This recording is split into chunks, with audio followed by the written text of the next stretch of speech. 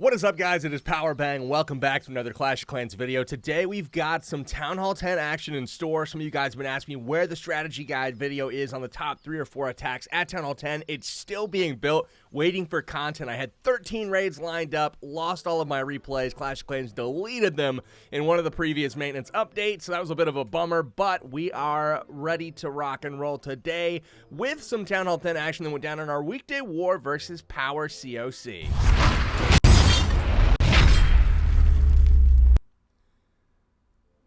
All right, so we are back. Let's go ahead and check out. Oh, hey, speaking of that, Legend League. We are there. Finally, am showing my face in Legend. Yeah, made it over 5K. You guys probably saw in the previous stream. I don't know if you got that far into it, but I got to 5,000 exactly. Everybody wanted to see me keep raiding to one more raid, Powerbang and Legends, and unfortunately, the first raid I did was a disconnect, and we failed, immediately losing 34 cups, and I was like, well, that's awesome. So let's go actually real quickly before we go to the war. Look at the attack log, and just look at the amount of 99, 99, 98, got 100 on that one, 99, like, are you curious? Have you guys ever gone on a streak like that where it was like literally 6 out of 7 raids, I got 98 or 99%? That all happened immediately following the disconnect, so I thought I was just jinxed from that point forward. But let's go look at some war action, guys. Let's go into the past war here versus Power COC. We did pick up the victory, 109-107, midweek war, completely random. We had the advantage in this one. Power COC probably outplayed us. They dropped quite a few Town Hall 10 triples. We're going to go ahead and look at our side today. I haven't watched all of these, so you're going to get my reaction first and foremost. Let's go ahead and look at where are we going here. Scroll down, this one, boom, A-Treezy. Getting hit by Smiling Muffin. So first off, this is a very, very popular strategy that you're seeing at all levels, and it works very well with symmetrical bases where you can kind of see how they're going to fly through the base. And again, it's the mass miner. Now, this is something that at 10 versus 10, it is definitely not, I don't know. I don't know if I'd call it overpowered because it doesn't work all the time. It's not like it was before where miners were just ridiculous and that was kind of the way to get things done. But with the recent upgrade of miners to level 3 at Town Hall 10, this is definitely a lot more possible. A couple things that you got to do are remember to take out the balloon that comes out of the CC if they have a balloon in there. You don't want that dropping on your miners. But I've seen some raids that even people that just didn't bring a poison at all, they left the balloon alone and it wasn't able to catch up with all of, you know, the miners. Now, wouldn't recommend that approach because poison spell slows up the drop rate of the balloon as well as slows it down so it can't catch the miners and ultimately will kill it, removing the threat altogether. Now, the balloon, if you're trying to plan defensively against miners, put a balloon in the CC with a hound as well as, you know, bring some ground skeletons. That way it kind of holds up those miners, and they take forever to try to take out ground skellies. And then the balloon will have a heyday on those miners if they forget to do the poison or miss the poison or whatever. So he's able to make it through the base here. We'll kind of fast forward through the rest of it. All defense down at this point. Really, really good raid here from Smiling Muffin. Again, nothing too super special about it, but look at how many miners left over. My goodness, man. So 3-star for the good guys there. Smiling Muffin getting the job done. Let's go ahead and cycle through to some of the other raids. I know we had at least, what's he called? One Suicide LaLo. And we'll take a look at that here in just a moment. And there we go. So we are looking at Nicholas from WHF in this one.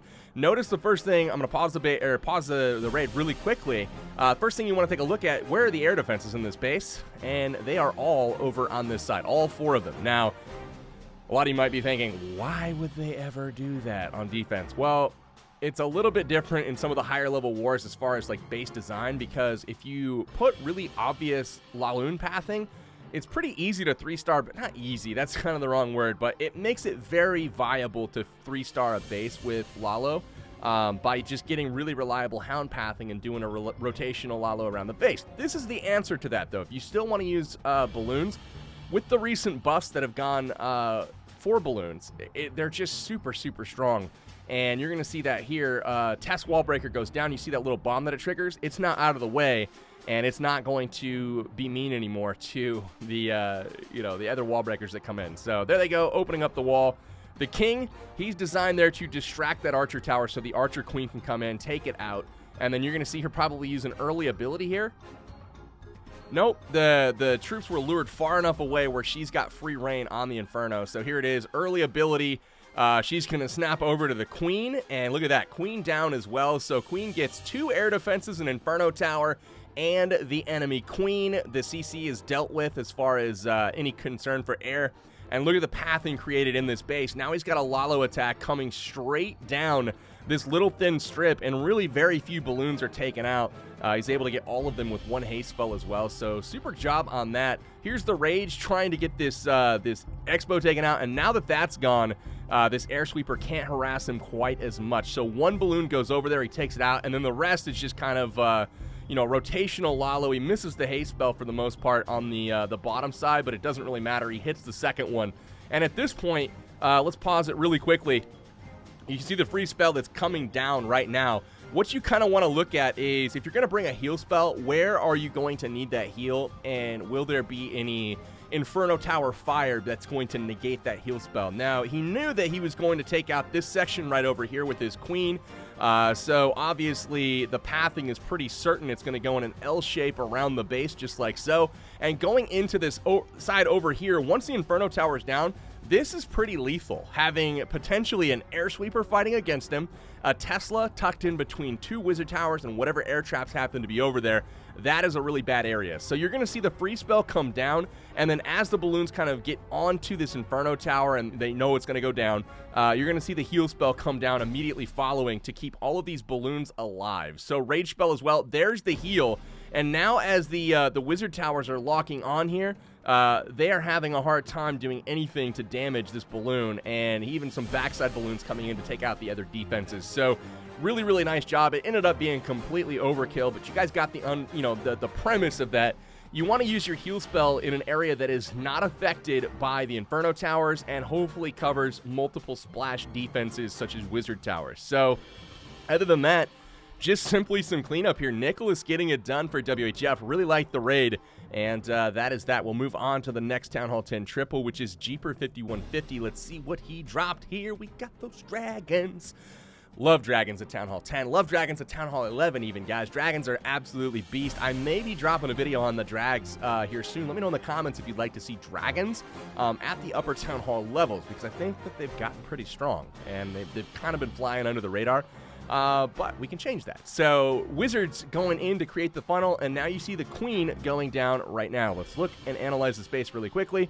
On the bottom, you see the bowler doing some skip work, getting a couple of buildings, going to get the builder hut, and then ultimately the air defense is the target here. That's where he wants to target with that bowler. My guess is he's going to have the king come down and maybe follow that up with a couple of wizards. We'll have to wait and see. Now, up top, same thing. You can see some archers trying to cheaply take out some of these buildings. Again, opening up pathing to this air defense here. Over on this side, he doesn't have enough troops to cheaply get this air defense, so you're likely going to see the dragon entry come from that side and take out that air defense as soon as they come in. So here we go. We've got a really cheap entry over here on this side. Archer Queen taking it down.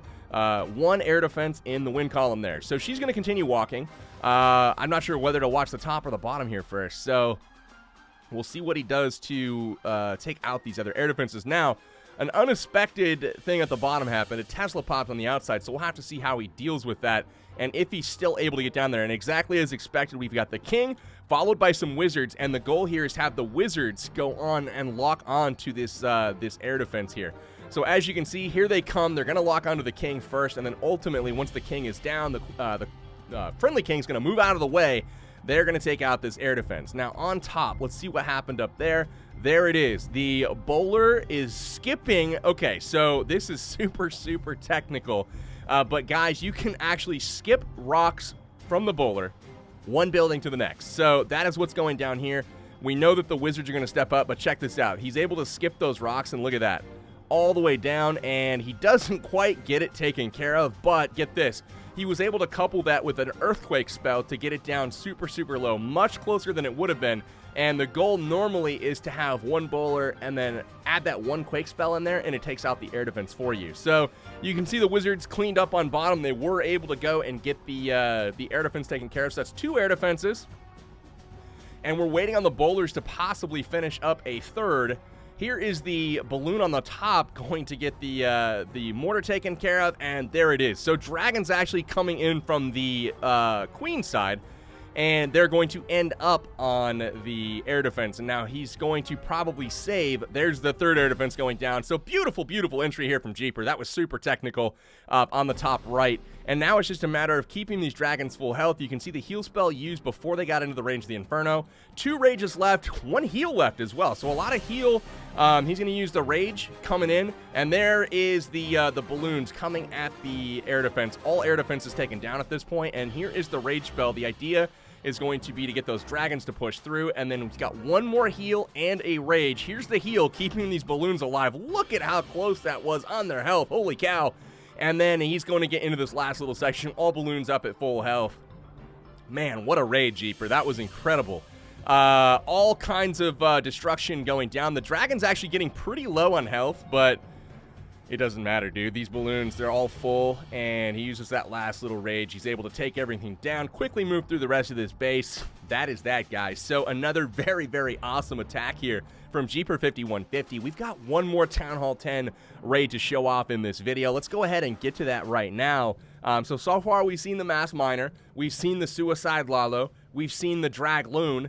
Impressive stuff so far, guys. Not bad at all. Let's go ahead and check out one final Town Hall 10 raid. We got KC here going in, and he is bringing the boulders and witches. So, you know, honestly, let me think. Oh my god. I think this may actually be the top 4 Town Hall 10 raids. Like, what in the world? On accident. So, Hogs is up there. So Hogs I got to throw in there, but dude, this is actually a really close representation of what's working at Town Hall 10 right now, and a really good variety. Sorry, I had to think about that for a second. Completely impromptu and completely unexpected, to be honest with you. We've got a Rage Bow going down as the funnel's created. We've got witches and bowlers going down each side, taking care of kind of the flanks of the base. The only thing here that he wished he would have probably had go different, I lied. He's got the queen going around the outside of the base, and the reason for that is all this firepower over here. More importantly, though, the queen is staying off of the Lava Hound, who is locked onto the king and the golem. So now, in the core of the base, you're going to see kind of these bowlers just wreck everything in there.